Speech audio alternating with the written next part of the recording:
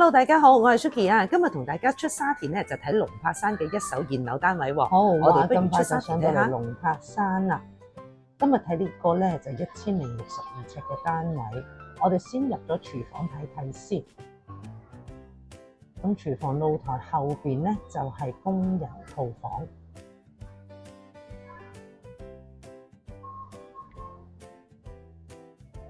咁啊，門後邊呢度就係洗手間啦，公用嘅洗手間。咁我哋就再沿翻呢一度出去，望埋個廚房兩邊先。咁啊，發展商就預留咗呢個鞋櫃儲物櫃位。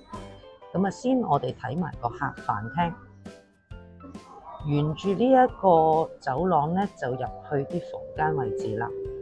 咁啊，呢一個就第一個房間。咁啊，景觀就會望山啦，同埋遠望翻去帝寶城啊嗰邊嘅。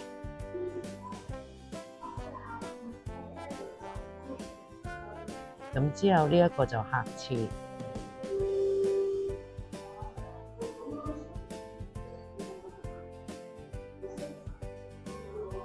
咁另外呢一度就第二個房間。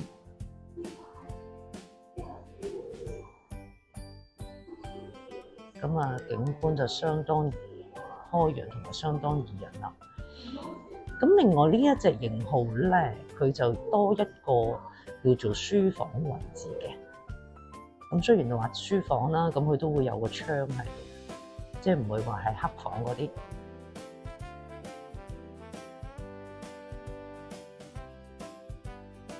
咁啊，到主人套房啦。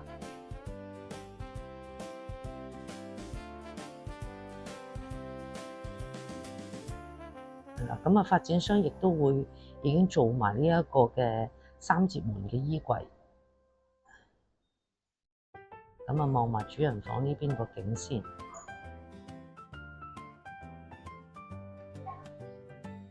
好，咁啊，再入去主人套房個洗手間睇下啦。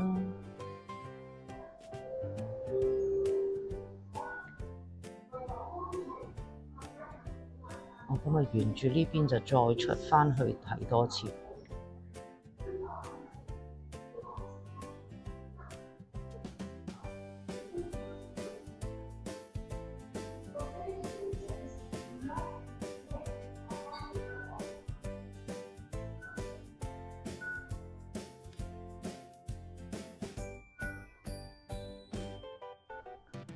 咁我哋就再望埋客廳個露台個景觀啦。咁發展商呢個露台咧就用呢個8節門嘅設計，咁啊兩邊都可以開盡晒佢嘅。